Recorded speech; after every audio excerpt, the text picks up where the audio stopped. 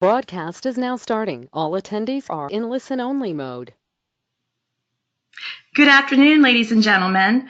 Welcome to your post-CPSM Immersion course experience.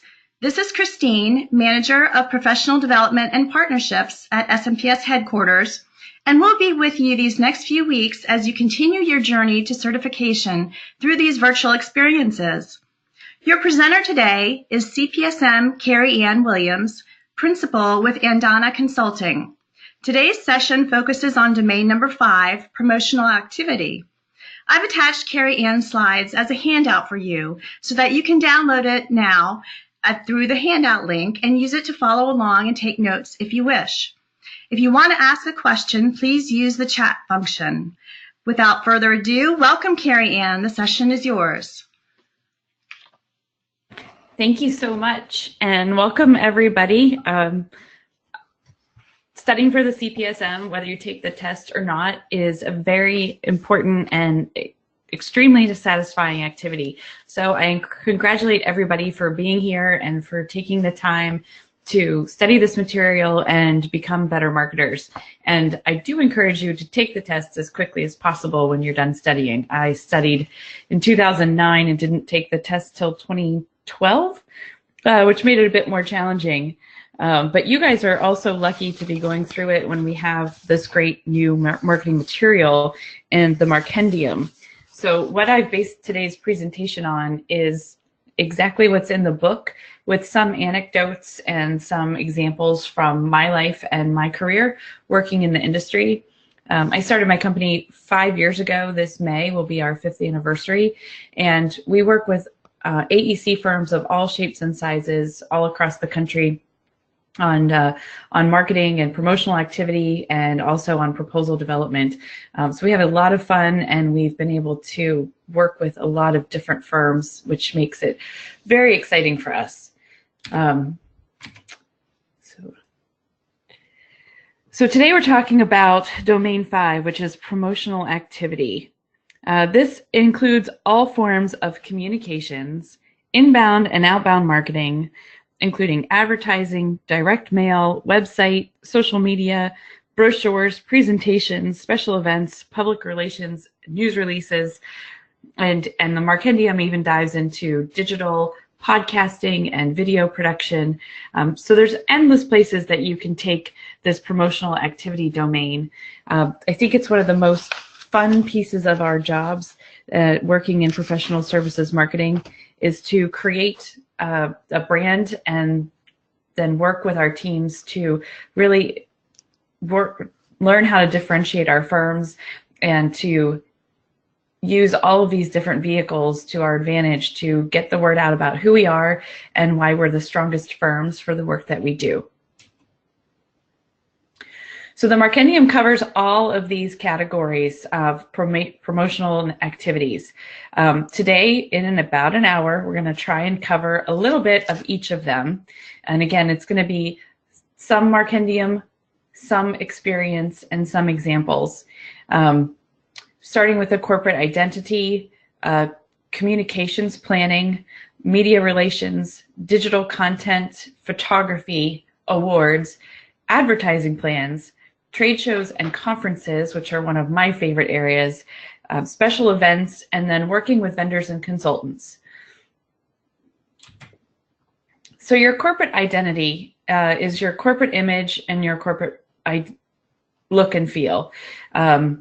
Ideally, the images and messages coming from your firm are evoking a feeling in the audience that you're reaching. So whether it's on social media, whether it's face-to-face at a trade show booth, in an interview with a client, the look and feel of what you're putting out there should be consistent across your brand. Your corporate identity is also the voice of your company that creates value for your clients and for your employees.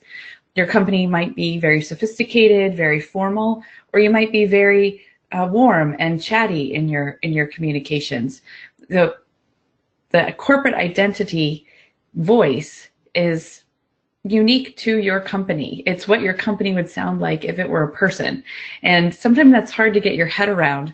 Often we dive in with clients is, if you had endless amounts of money, Who would be your spokesperson if you could hire a famous football player or a famous actor or somebody else that could be on a commercial speaking about your firm?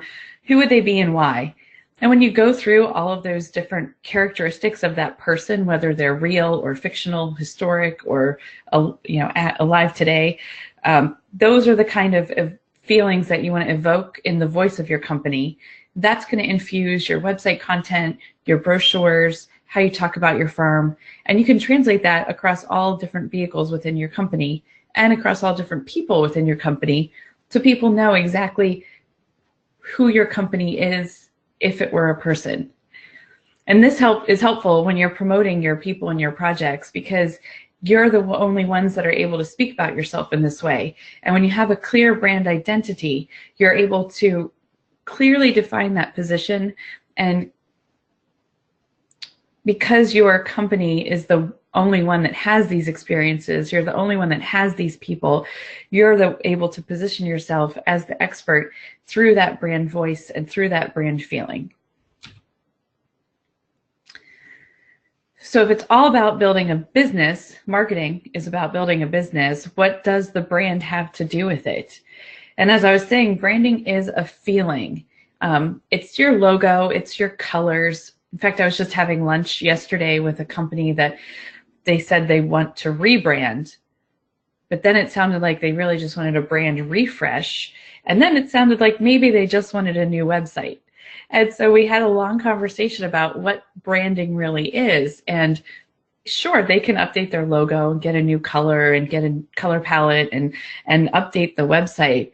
But the brand is who they are as a company. Again, it's that voice, it's that people, it's the positioning, it's who they are in the marketplace.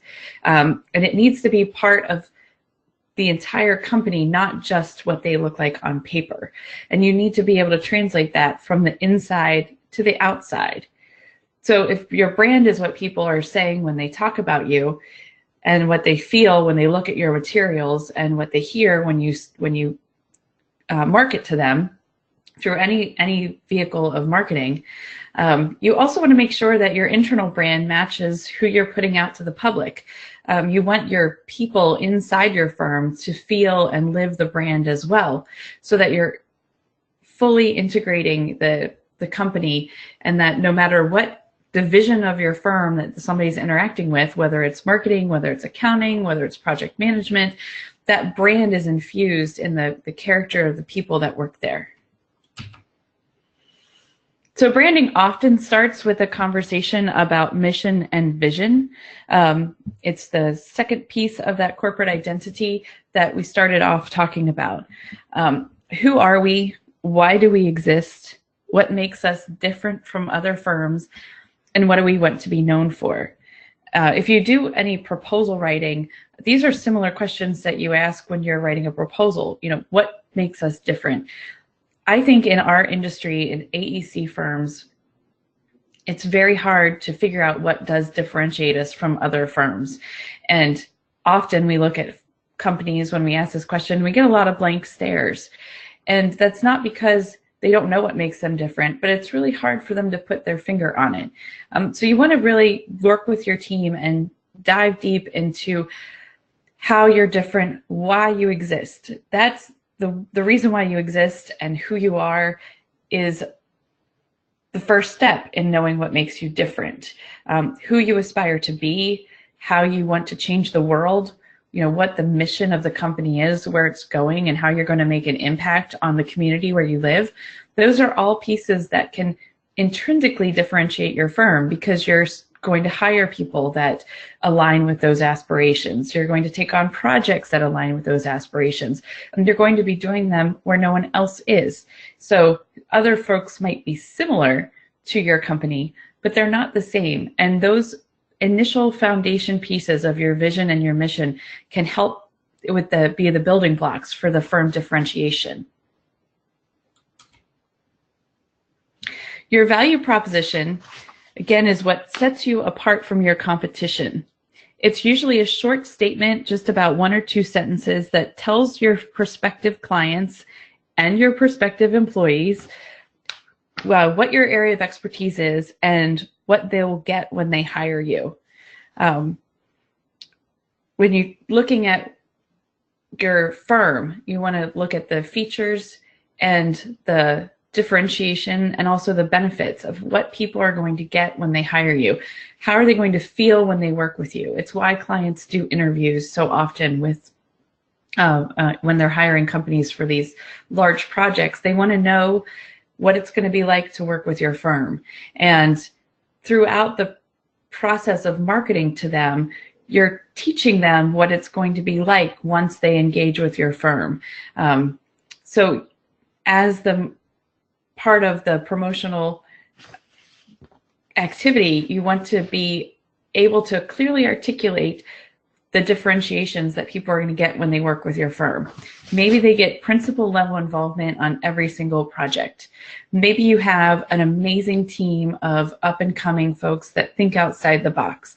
Whatever it is that is setting you apart from your competition, you'll determine that through conducting a SWOT analysis and research outside of your company on your brand and the perception that you have in the industry. What position do people think you hold, and why are people coming to you? Maybe you're awesome at amazing design development, but you're not so great on the construction side. Or maybe you're awesome at the construction phase services and field changes and dealing with contractors and managing RFIs. Those are real and legitimate positions in the marketplace, and you can use that to your advantage in your marketing and promotional activity, because now folks that really need highly complex construction support are going to come to your firm when they're trying to implement a large complex project. Or folks that just want that big vision and they're going to go out and use it to raise money and build whatever they're trying to create, they might come to a firm that's heavier on the design side. But those are pieces of the research that you need to conduct internally and externally to really figure out what that differentiation is and then create your value proposition. You're going to want to share this with your clients, and you're going to want to share it with your team internally. The value proposition can also be distinctly different from your mission and your vision. It's who you are right now. But if your vision is to be something bigger and better, or something that's slightly different, maybe a little to the right or the left of where you find you are currently in the marketplace, then you can use the value proposition as you are now, aligned with your mission and vision, to move your firm in that direction. Again, aligning your firm with where you want to be. An identity map is an interesting way to dive into the firm, and it somewhat aligns with a SWOT analysis, or these activities and research that you're trying to decide where you fit in the marketplace and your value proposition. But it really also explores how you compare to your competition. The phrases that we use in the Markendium are those that I have here on the slide. The generalist versus specialist, if you're client-driven or market-driven, design or execution focused, and a unique or a Me Too player. That one aligns with the graphic that we have here that my friend Mindy and I use all the time when we present about strategic planning, that our mission is pretty much whatever our competition does, but 6 months later. I think all of us in the marketing profession don't want to be in that box. We want to be the ones that are out there doing it 6 months before. So spending some time looking at where you stand and your position in the marketplace, really dialing into what your firm's capabilities and strengths truly are.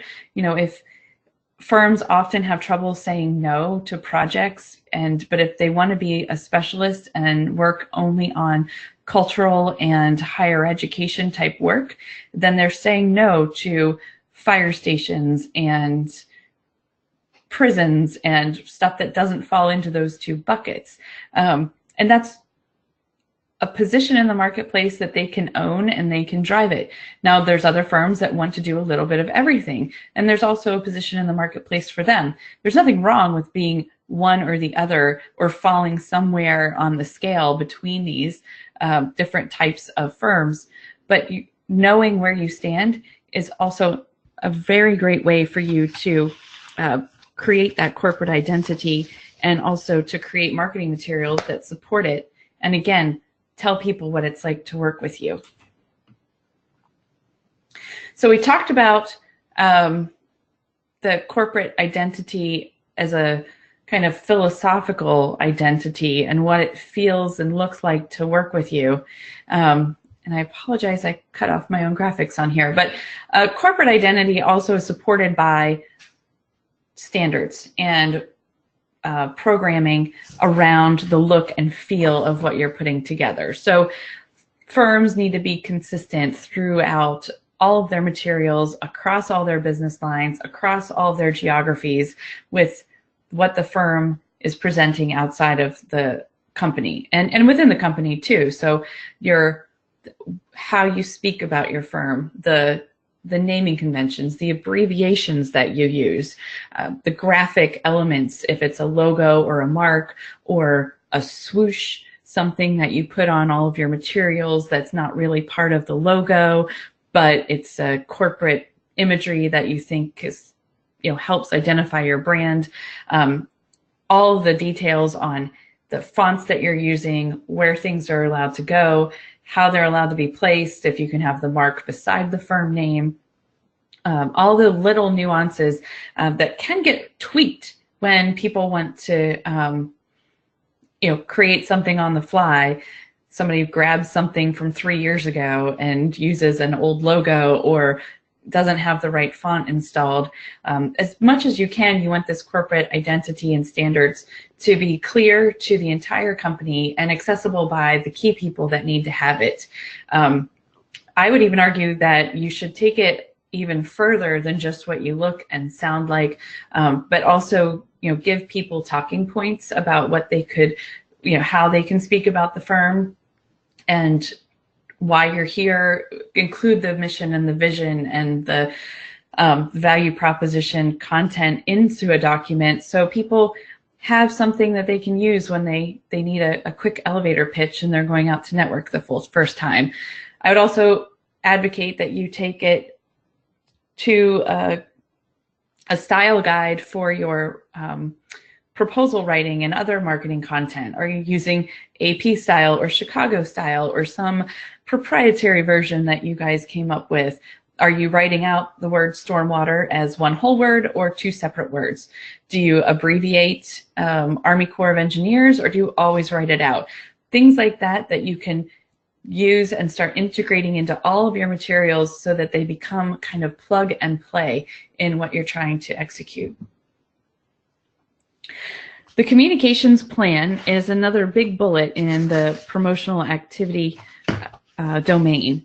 And the communications plan is really detailing all of those things that you want to communicate to your prospective clients and to your prospective employees, to your current clients and to your current employees. What are the messages that you're trying to get out there, and how are they aligned with your corporate vision and your corporate business goals? The strategic marketing plan and the communications plan, as part of that, should be moving your corporate goals forward.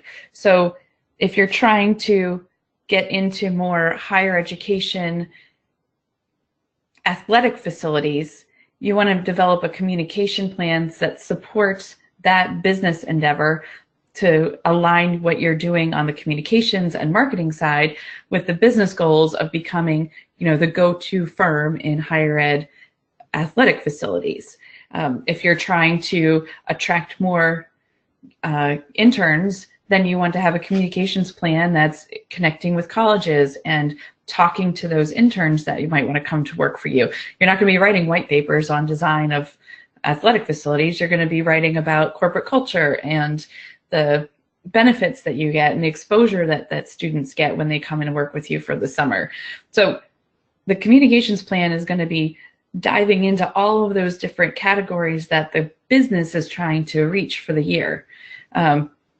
We want to set measurable goals that align with the business plan. The communications objectives are going to help us meet those goals. Engaging stakeholders is on here. Of course, that's everybody that in the firm that needs to be engaged in a communications plan, whether that's a subject matter expert that's going to be writing those white papers for you, or if it's the principal of the firm, it could be your capture managers, the folks in the business development team that's out in the field talking to people. What do they need to support their efforts? All of those things are going to come into play as you create this communications plan.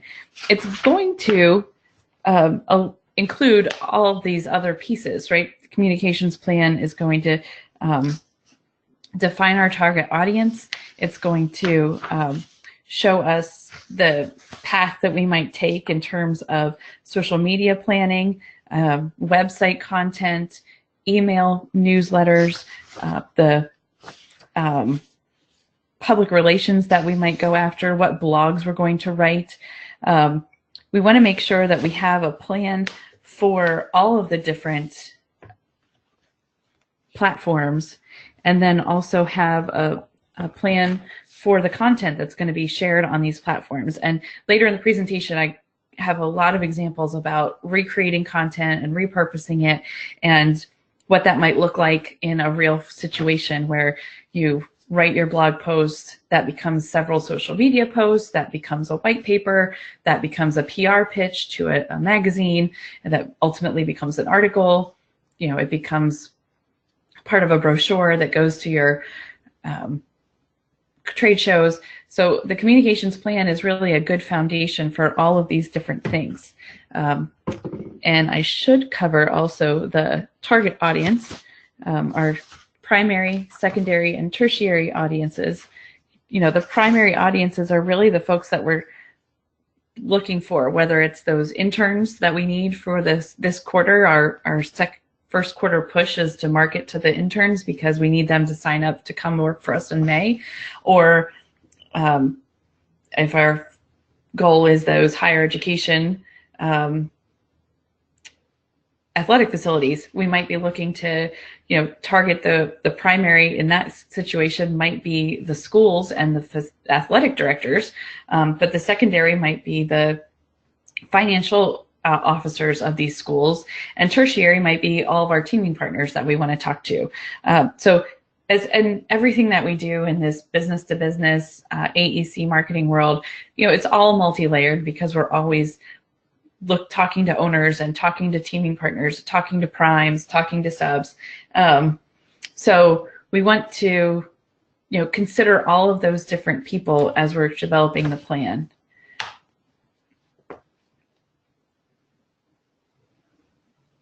I feel like I covered this all on the last slide. But again, where the communications planning is going to be all of the different pieces that we're going to use in reaching our marketing goals. And we might not use all of them. And that's, again, a business decision that your firm might make based on its position in the marketplace. If you're doing all work that is hard bid and you're a general contractor, you're going to have a different marketing campaign and marketing plan than you are if you're doing work that is qualifications based. You know, so the business side of what you are pursuing as a company and the types of clients that you're pursuing will really change and impact the marketing plan and how you need to implement it, and the type of people, again, those audiences that you have to reach. For your communications plan, you want to identify key topics and initiatives around the entire promotional activity and marketing plan. Your focused promotional tactics are identified around themes and strategies and top pursuits. Like I said, using the higher education example again, we're going to create custom targeted messaging specifically to those people. What do they need to know? And how do we, as a firm that has done a few of those projects over the last 10 years, become positioned as the go-to firm for the upcoming projects that we've identified? Or on the other hand, if you've done only those kind of projects for the last 10 years, then you probably have, you know, more to work with and more to share with prospective clients. But you want your promotional tactics to be grouped around this target pursuits, target strategies, again, however you can tie it back to your business plan. The targeted messaging results in a solid brand building because you're using your brand voice, you're using that value proposition and your mission and vision to create this messaging that's talking directly to the customers that you want to reach. And your solid brand building puts your firm at the top of mind with these clients because, again, you're creating content and delivering it to them in a way that they're going to get it and in a way that adds value to them. And of course, when you're at top of mind, you have an increased chance to win the work that you want. Media relations is, personally, I would say it's part of our communications plan, but it's definitely part of the bigger promotional activity domain. Whenever I put together a communications plan, media relations is definitely part of it, but it can also have its own communication, its own plan and strategy, especially now that we have so many different layers of reaching media relations. It's not the traditional send out a press packet, put together a press event. You know, we have access to industry publications online. We can reach reporters and writers personally and directly and pitch our stories directly to them without going through the long channel of dealing with editors. And we can still do that too. But, you know, now if we're putting together a social media plan, we probably want to consider how we might integrate our media relations into that and, you know, work with different publications online as part of that. But you definitely want to think about the online publications and print publications that would benefit your cause. So back to the higher ed example, if SCUP is you want to be in a SCUP publication on one of their blogs or one of their newsletters, you identify, you know, American University as a publication that you want to be part of. You know, you can start to build relationships with those writers and with the editors that you need to talk to get your firm positioned for it. Again, it might tie to your communications plan where you've got blogs that you're writing that you can then share with these writers and editors to pitch the stories that show that your firm is becoming a thought leader or an expert in the industry. You can work with the local business journal. Here I'm in Baltimore and DC. We have the Baltimore Business Journal and the DC Business Journal. We have a publication called the Daily Record where, you know, they're publishing business news regularly, and so they might look for firms that are local when they need somebody to comment on something, whether it's a new highway being proposed or a bridge collapse. You might be the go-to firm that they come to talk to these things.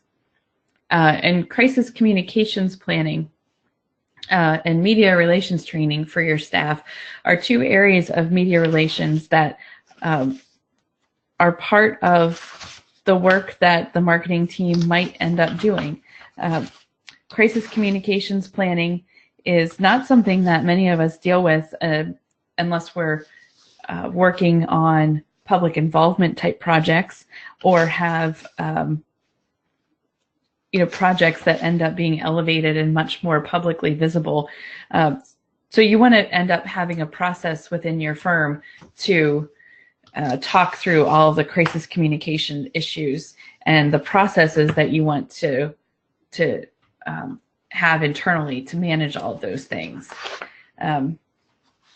Again, for media relations, online, we have programs like Help a Reporter Out, which you can go to for free and follow them on Twitter. You can get daily emails from them where they're reporters looking for content.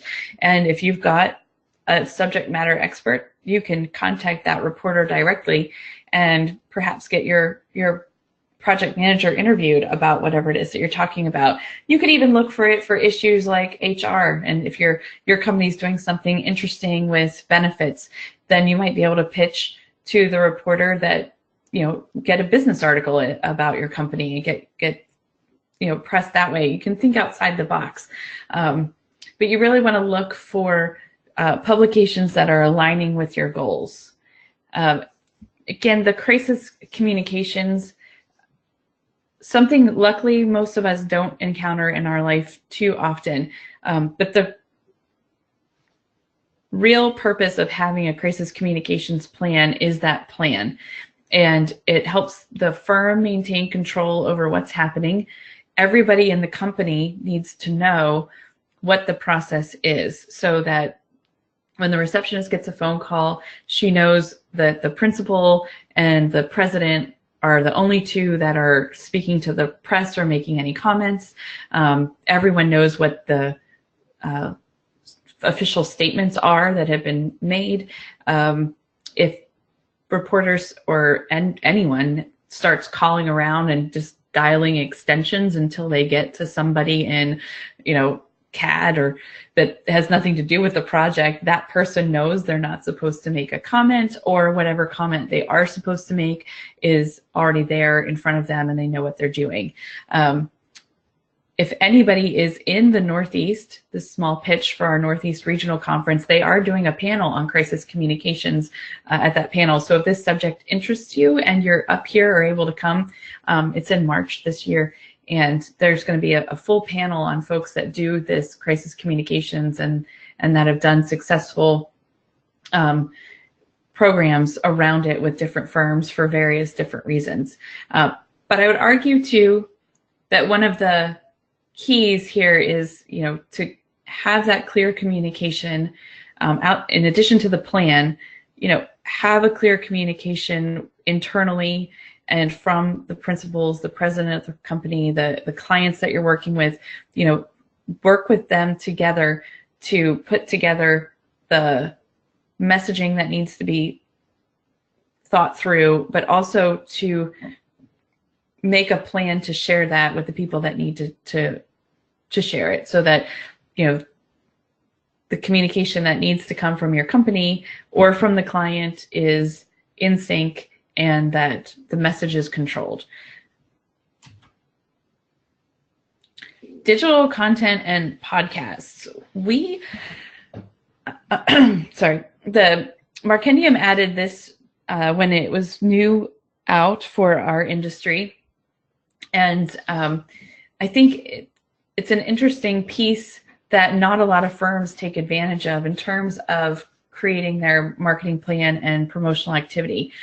There's very few AEC-focused podcasts, but I think that there's also enough podcasts about design and in different industries, whether it's healthcare or higher ed or retail, that or even commercial real estate, there are podcasts that folks are using to elevate their own brand. And I would argue, rather than start your own podcast as a company, that you might want to use a podcast this as the same vehicle that you would a newspaper or a magazine, but use it as an opportunity to get your team on a podcast and be seen as a subject matter expert. Have them be interviewed by someone that's already got an audience, that's already got a following, that has alignment with your brand and the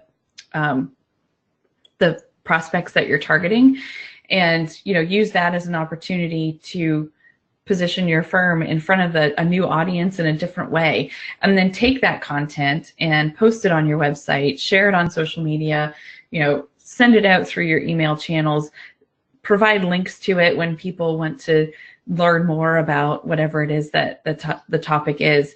I would think that being a guest on existing podcasts is one of the most underrated marketing activities that our industry is currently using. I do not have hard data for this, but just in my own search of podcasts, I see some that are really maximizing it, and most firms, though, aren't really taking advantage of it. And since that's the case, perhaps you create a little blue ocean and you launch your own podcast. I think if there's a niche for a firm that aligns with their specialized skills or their focus in the industry, there could be a really interesting and unique twist to starting your own podcast. The other digital marketing that we talk about in the Markendium is video. I do have data for this because this is something that we personally work with often with our clients, and more video is becoming a really great go-to resource for marketers. Most internet users are watching one video a day, and video also is one of the best venues for producing a positive ROI and leading to more email opens. The one that I show here is an example that we did for a client last year, and we were able to use this video in all kinds of different ways. So we sent it out via email. We used clips of it on the website. We were able to take clips of it and make short mini versions to use on social. And then we also did a fun little launch party at their office with the staff, and it was their usual staff Friday meeting, but we did a little launch party for it, and got everybody involved in what was going on. So we were able to really have some fun with it, both internal and external, and getting everybody engaged in it.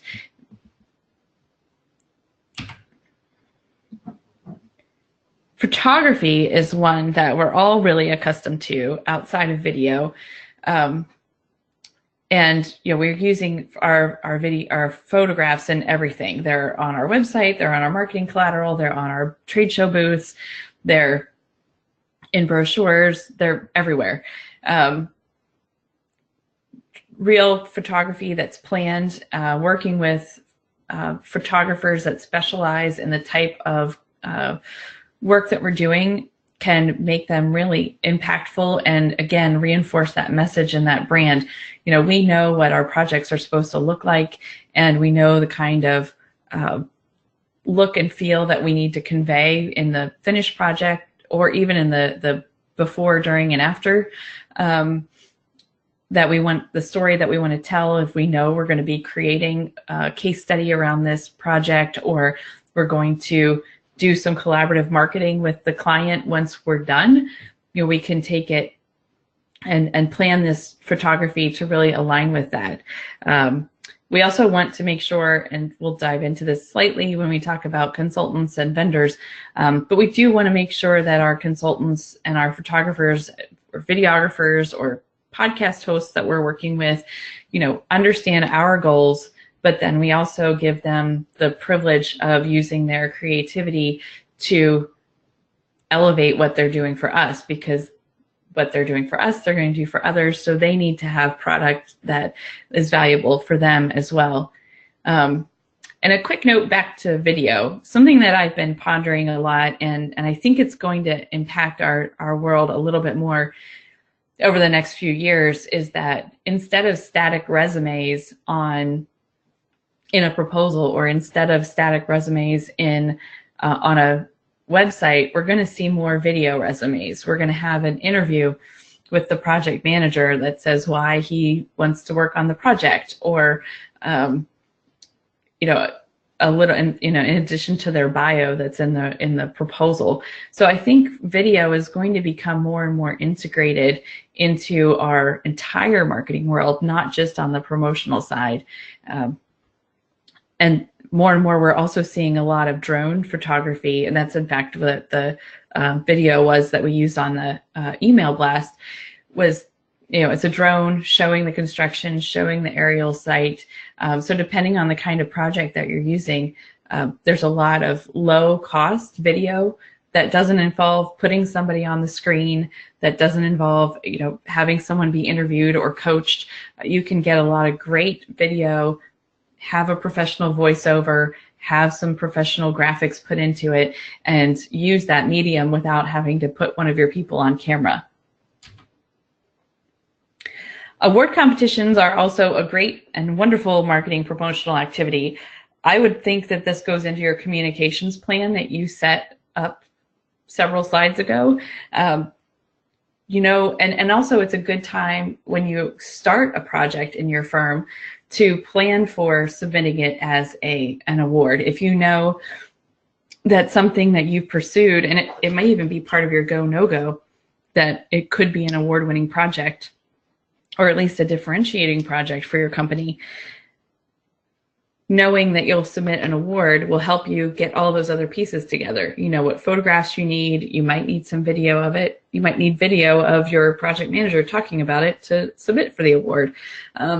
You could probably use different press. Some awards that we've submitted on, I know, you can include articles that have been featured about the project to reinforce its impact on the community. So there's a lot of pieces that lead up to submitting the award. But also submitting the award itself is such a great undertaking because award competitions ask for details that we might not already track, but they also ask for a different perspective on the project than what we would normally put in a marketing project description. You know, they want the story on the solutions that we provided and the problems that we were solving, stuff that we might really minimize in a marketing description in our database, but they need an in-depth, you know, step-by-step process of how your firm provided solutions and then what the results were. And I think that the results of the projects are something we often don't measure either. So when we go back to our clients and we talk to them about the impact our project had on them, we can put that into our award submission. Now we've got even more content that we can use in other marketing areas. We can put it on our website. We can use testimonial quotes. You know, the process of putting together an award package is really, you know, and a marketing activity in and of itself that can then be a launch pad for a lot of other content. And of course, the end result, if you win the award, it can position your firm as a leader, and then you get a whole marketing campaign outside of winning the award, because now you've got content to write about the project, you've got the award to announce that you made, so you've got images of receiving the award to post on your social media, your website blog gets updated about the award, your client can be much more engaged with you on the award side, and that gives you an opportunity to reconnect with the client if it's a project that's a year or two old. So awards, while they might be an expensive endeavor, more expensive than maybe, you know, putting out a press release because you have to have a fee involved and you've got a lot of people that need to be engaged in it. But 1 or 2 awards submissions a year could be used to really elevate the content throughout your company. Advertising and sponsorships are often part of a marketing plan for AEC firms. I find most of our advertising that I've seen ends up being part of a sponsorship package and less about, you know, we're not buying billboards, we're not buying spots on TV, we're not sponsoring NPR or underwriting NPR, because unless we're doing a big event or we have something that we're collaborating with a client on. Again, that almost falls under the sponsorship piece. But the 3 categories that we need to cover about advertising is really the earned, the paid, and the owned. Earned is often what the PR is going to do for you. So we talked about media relations earlier, and that's the earned media that you get because your firm has done something, your people have done something. It's stories that you pitch, or they come to you because you're engaged in a project and they want to know more about it. We used to, when I first started in PR, we had a clip service that would go through newspapers from throughout the country and send my organization, you know, the clips out of the newspaper of, you know, where it was published, and we would count the length of the column, that the article. So whether it was like a 3-inch article in a newspaper or a whole page article, then you could convert that over to what the ad buy would have been if you had to buy an ad that was as big as that. So that's why it's called earned, because you didn't have to pay for that space in the publication that you would if you were doing the paid advertising. And the clip services don't do that so much anymore because now it's all digital, but it was super fun back 20 years ago when we did that. but now, that's the earned that we get, and we have different ways of categorizing it now because we've got online articles versus print articles. And so you can still prove that there's value when you get an article placed based on some of the similar calculations. It's just not the same as the inches that we used to do. But our paid advertising is, again, buying that ad, buying a segment on TV. Some of the pay articles that some publications have, where you buy a certain number of ads or get your colleagues to buy ads, and then they do a 6 or 7 page article about your firm history. Those are the kind of advertising pieces that come up. And then owned is this whole new world that we've gotten in the last 15 years, where we own our own content. We are doing the inbound type marketing functions where we're creating content that we want to put out in the world. We're putting it on our blog. We're sharing it via social media. We're sharing it on LinkedIn. We're sharing it on other platforms, maybe Medium or other places where content is housed. And then we're also pushing it out to people on our own terms. We're not waiting 3 months before the article comes out in the magazine or buying ads way in advance. We're able to do it on our schedule and when we want to do it. Your advertising and sponsorship plan is part of, it's tied to the same kind of goals that we've been talking about for the whole session. Is, what are we trying to accomplish? Who are we trying to reach? And, what are we really trying to do with all of this? We didn't talk too much earlier about measuring what's working and what's not, but through all of this, especially on advertising, where you can, you're investing dollars, you're going to, what results are you going to see? Coming up with a unique way to figure out what's working. Maybe it's a URL that's unique to that ad that you drive people to. Again, if you've got a very clear message on what you're trying to accomplish and the people that you're trying to reach, you can create a custom URL that they're going to go to learn more about that specific thing, and then you can track how many people actually open it and they go to there. Here in DC, often there are firms that are the big government contractors. They'll buy ads that are covering an entire metro station. Boeing and Northrop Grumman, they've got billboards and sidewalk signs and stuff that you're walking on it to advertise their company. So they're clearly trying to reach the government agencies that are traveling through that metro station every day. So having that bigger picture in mind, it will help you make smart decisions on your advertising and sponsorship dollars. Trade shows and conferences. I mentioned earlier, these are some of my favorites, and I think because they become just like the awards submission or like writing a proposal, it's its own little marketing activity. You can have an entire trade show campaign because you've got the trade show plan, like the logistics of actually going to the conference and presenting at the conference or putting your booth up at the conference. All of those things are part of the conference planning, but then you've got your own marketing materials. You might redesign your booth depending on the conference. The communications pieces that you put out that helps you brand your firm with the conference and elevate the position of your firm within the group of people that are also attending there. So a trade show and a conference can really have all of, it's got all the parts of any other communication strategy. And then it's bite-sized, right? So you're doing it in a shortened time frame. You're doing it, you've got a specific target audience. You've got meaningful reasons why you're going. It's aligning with your brand. You've got a budget. So you can have, all of the things set up to be successful at the conference.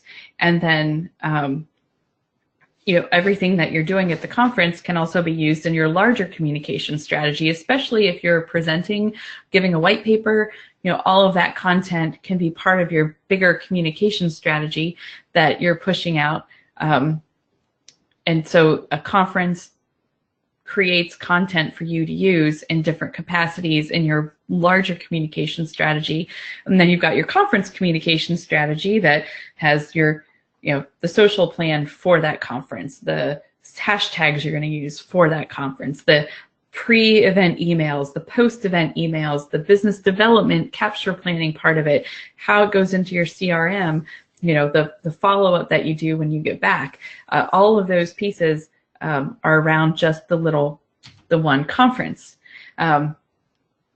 Again, you're going to have a budget and a plan. You're going to have people involved in marketing and attending the conference that might not usually be involved. And so it's an opportunity to get new perspectives on what you're putting out there, and also their perspective on the audience that's there because they're part of that organization or they've been there before. So it's a great time for you to get a new set of thoughts on what your marketing is and who this target audience is. And once you complete the conference and you come back and you debrief on the conference event, you're able to learn what worked and what didn't work. And hopefully you've learned more about the target audience that's in that organization. Special events are part of our Markendium category, and they can align with trade shows and conferences, but they can also be a totally separate kind of event. They might be something that you as an entity can host a technical event and offer CEUs. It might be some type of lunch and learn kind of thing, or I got an email actually earlier this week from a firm that's doing CEU Day, and they're going to have a whole day of programming that industry folks can come and go and take different sessions at their facility and get their CEUs for different categories around what they're targeting interior design firms and architects. So they'll be programming around all of that. So they're getting people into their facility. They're, again, doing a marketing campaign around the technical event, and they're offering people something that they need. So they have a real captive audience. And then, of course, once they get into the facility, I would imagine they've got, a lot of their own, perhaps they're giving out pens and notepads and things like that with their branding on it for the people that attend, so that, and their principals are probably there to show them around and give them a tour after their class is over. So again, building that relationship and positioning themselves as an expert in knowing what their clients need. Developing an auxiliary event around a trade show. I think this is a very common practice in the trade show planning, but you might have your own hospitality event, or you might have a supplemental event that you do in collaboration with the trade show or the conference that you're attending. If you sponsor those events, then of course you can maximize your exposure. We have so many opportunities now, especially with the internet age, where people have, there's a day for everything. There's a day for ice cream. There's a day for best friends. There's a day for engineers. There's a day for anything you can think of. Pancake day. So you can build an event around something that is meaningful to your firm. Here in Maryland, we have Engineers Week that ACEC and several other engineering organizations put on during February, which is Engineering Month. And so, there's a lot of opportunity for firms to host events, whether it's STEM-related activities with kids, or whether it's, sponsoring local engineering events that are going on around town, or hosting their own events. Tying into something like that can create an opportunity to have a special event. Or you might just need something else. You're having a 50th anniversary, or you've merged with another company and you need to have an event as an opportunity to showcase your successes and to thank your clients and to give back. Those are all also occasions where special events are unique marketing activities that, again, you'll plan for in your communications plan. And some, like a 50th anniversary, you may be planning out years in advance for. So I want to quickly go through some ideas to find some focus here. You want to when you're doing your communications plan, your advertising plan, your PR plan, create a content calendar. This is going to help you collaborate with your team. It's going to have a way for people to know what's going on, get a snapshot of where you are, and also, help you map out exactly where, when, and where these activities are going to occur. It helps you realize quickly how fast things can fall through the cracks. And so what resources do you need to execute the most important pieces? And then what can you maybe bring in a consultant to help with, or what can you take off of your plate to get to these other activities? It also provides real opportunity for collaboration with the team that's going to be helping you put together this content, put together these communications activities. This is a communications calendar. We actually have moved from doing it in Excel to doing it as a Google Doc or on a OneDrive with some clients, so that it's really collaborative, so everyone can see these moving parts. But you've got content scheduled to the different types of activities that you're doing, whether it's conferences or public relations or social media. And then you plan out exactly when and where these activities are going to occur, and have strategic meetings around it. This one, it came out badly, so I'll update the slides and send them out again with a clearer picture on here so you can actually read it. But it's got the different things that we're doing, whether it's just updating a website, whether it's actually having a meeting about planning these. All of this goes on the calendar, so it gets continually updated week to week as things are moving and changing. And it also provides an opportunity for us to get content that's new and fresh that we might not have planned for. So having these collaborative efforts. This is a Trello screenshot, and Trello is an online project management tool that we often have used to do editorial calendar planning, whether it's social media or blog writing. We can put and our Google Doc actually looks a bit like this too, where we have a sheet for brainstorming, we have a sheet for social media, we have a sheet for the blog posts, and then another for the email. And it all rolls up onto one big calendar, so that our clients can go in and approve content, just like they would do here in Trello. They might approve the content, they might add a graphic, and it's all here, and then we know how to post it.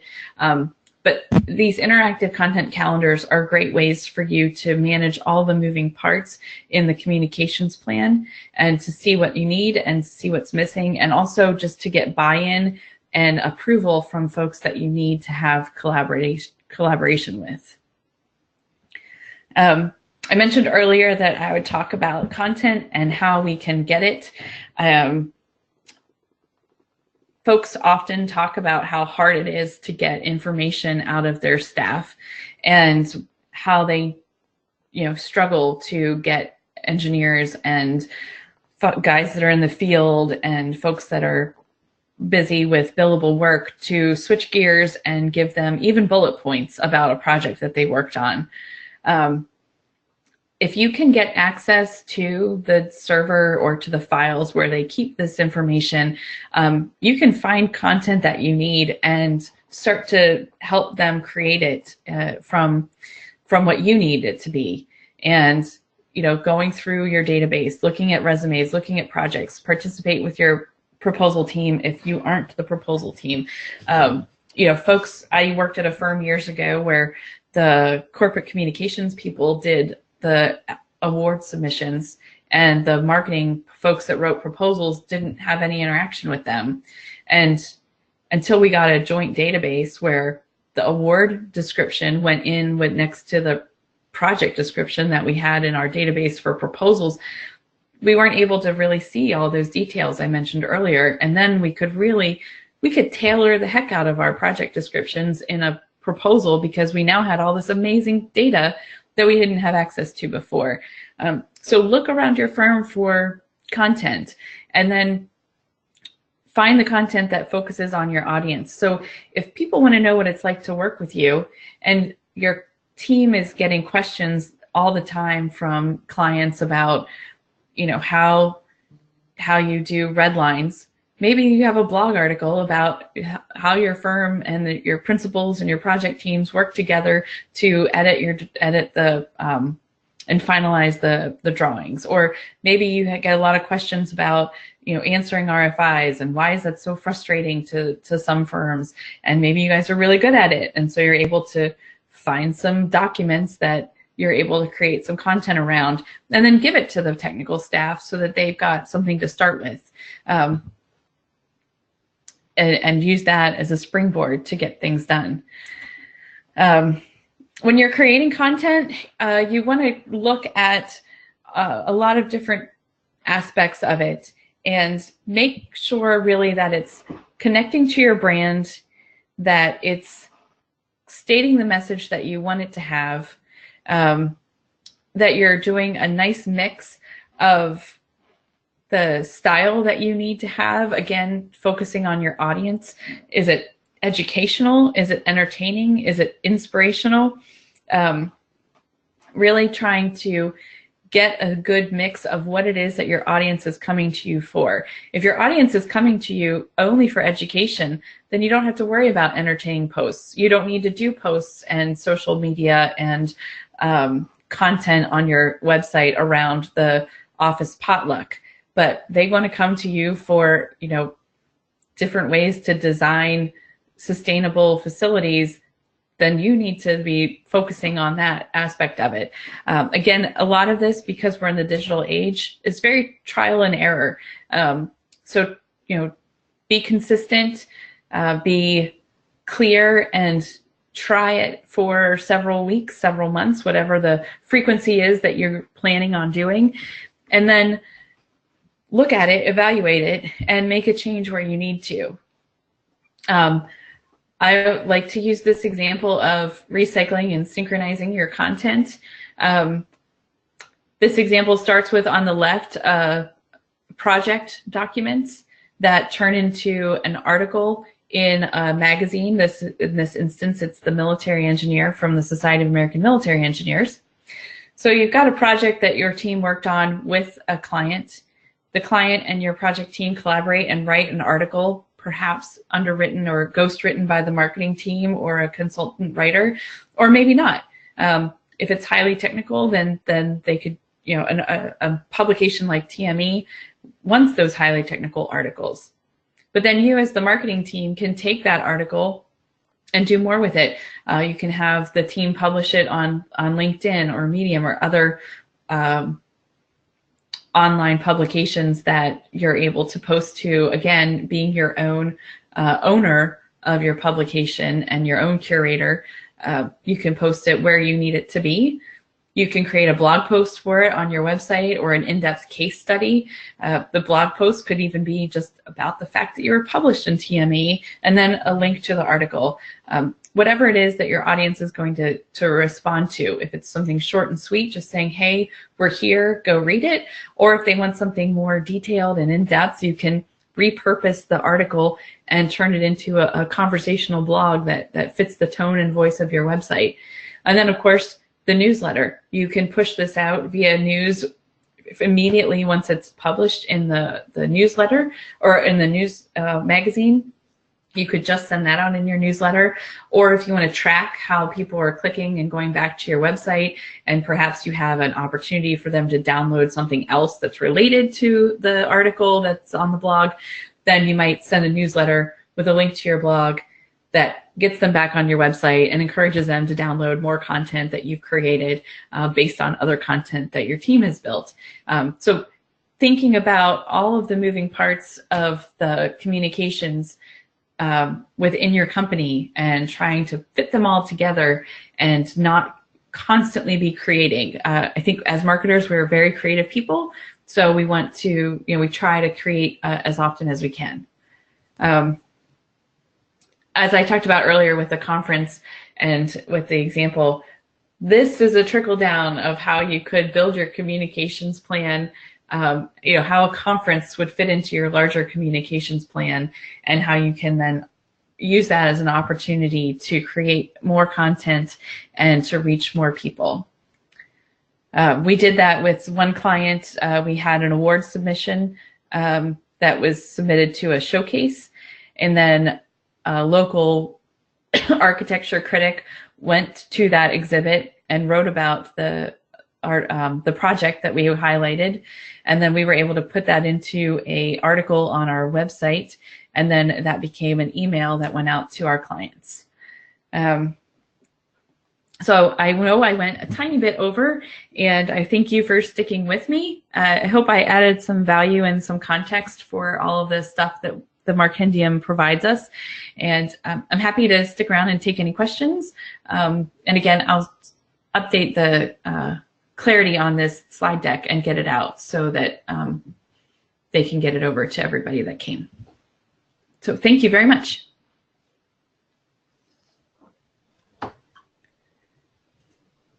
Thanks so much, Carrie Ann, and thanks to everybody who attended. If anybody has any last questions.